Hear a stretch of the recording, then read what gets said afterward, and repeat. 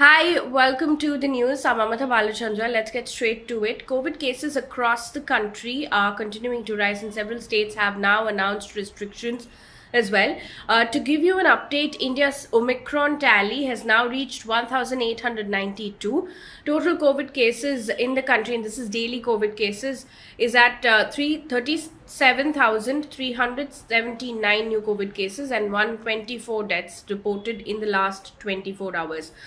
Now, Delhi, for instance, we start with Delhi, as several other states have also announced curbs. Delhi Deputy Chief Minister Manish Sisodia has today announced weekend curfew in the national capital starting this weekend. Work from home has been made compulsory for government officials except for those in essential services. Private offices can work at a capacity of 50%. Earlier, they had said buses and metro services will function at a lower capacity. Now it's been announced that buses and metro services will also be at full capacity, and this is to avoid crowds, and wearing masks will be mandatory as well in buses and metros. Meanwhile, Mumbai Mayor Kishori Pednekar has now said that if Mumbai's daily COVID cases go up to more than 20,000, then a lockdown could be expected. Now, a week ago, the city was reporting around 800 cases.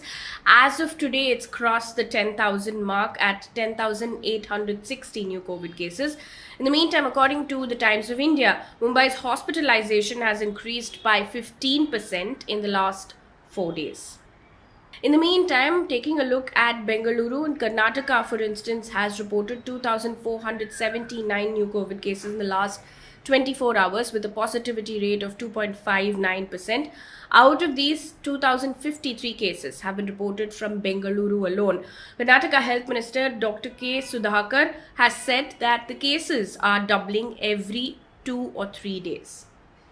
Punjab, in the meantime, has imposed a night curfew from 10 p.m. to 5 a.m. with immediate effect. The state government has also ordered to close all educational institutions. The order will remain in effect till the 15th of January. However, no restrictions have been announced for political rallies and gatherings. Telangana, meanwhile, has imposed restrictions on schools and educational institutions. They will remain shut in Telangana from the 8th of January to the 16th of January. No decision has been taken on any night curfew and any further restrictions as of reports. Moving on now to what's happening across the globe. There is a new COVID variant called IHU that's been discovered in France. It's also called as B16402. Now, this has been reported by researchers at Institute IHU Mediterranean infection in at least 12 cases and has been linked to travel to African country Cameroon. Now, a PTI report says that according to early studies that are yet to be peer reviewed, this is not yet peer reviewed, IHU has 46 mutations, which is more than Omicron. Now, it's not yet been reported in any other country yet and has been labeled as a variant under investigation by the World Health Organization. Meanwhile, the United States has reported over 1 million COVID cases on Monday, which is the highest ever, and this is a daily report of COVID cases. It's recorded 1,643 deaths on the same day. Now, these numbers being posted in the US come even as many Americans are relying on tests that they're taking at home, with results that aren't reported to official government authorities. That means the record is surely a significant underestimate, according to reports.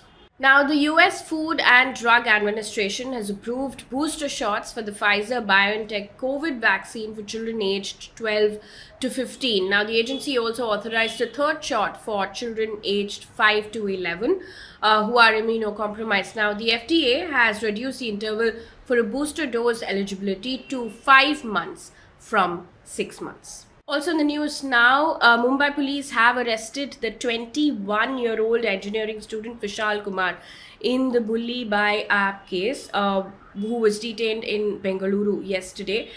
He will be remanded to police custody till the 10th of January. According to the News Minute, a senior IPS officer has said, and I quote, the 21-year-old is a second-year civil engineering student.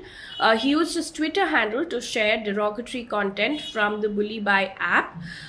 We have detained him, end quote. Now, to give you a bit of a context, the Bulli Bai app controversy surfaced on the 1st of January as several Muslim women found themselves on auction on an app. Mumbai and Delhi police are currently investigating this matter. Meanwhile, amid Omicron surge in the country, rallies in Uttar Pradesh continue without any COVID safety norms. Now, the latest videos that are doing the rounds are of those from a marathon that was organized by the Congress party in Uttar Pradesh's Bareilly under its Ladki Hoon, Lad Sakti Hoon poll campaign. And they show a stampede-like situation according to these videos. A Hindustan Times report has said that the Congress leader and former Bareilly Mayor Supriya Aaron shockingly said, and I quote, when a stampede can happen in Vaishnav Devi, these are just girls. It is human nature, but I want to apologize, end quote. Now, Congress party's rallies are not the only one where there are huge number of crowds. There have been other rallies also in the past.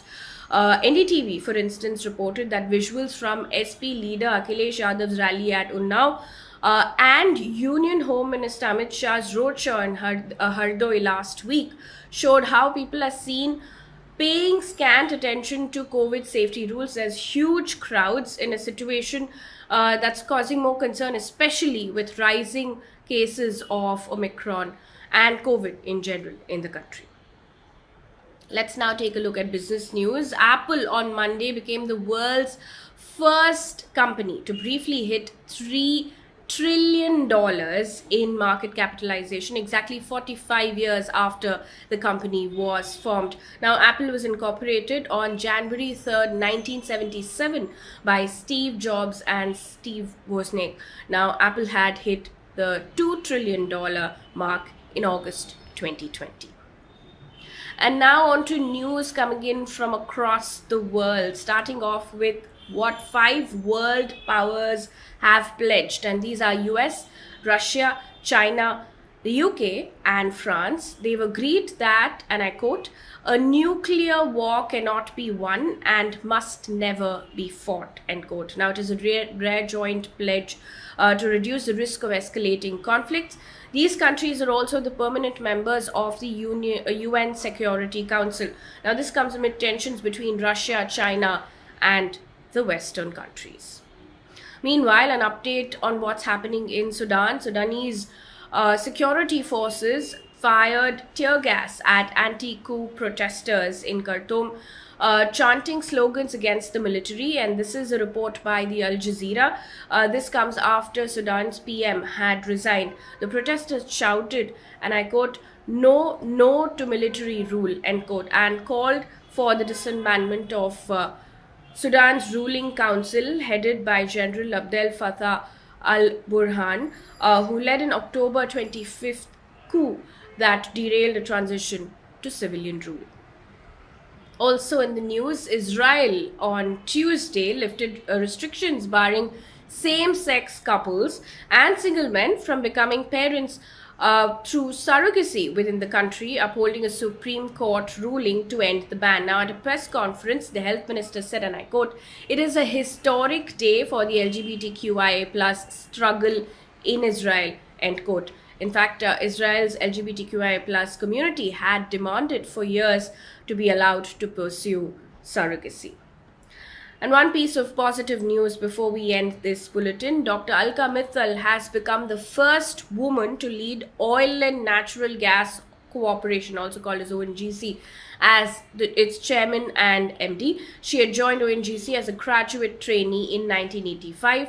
Dr. Mittal was appointed as ONGC's Director, Human Resources in 2018 and continues to hold that post. That brings us to the end of this bulletin. Thank you so much for watching.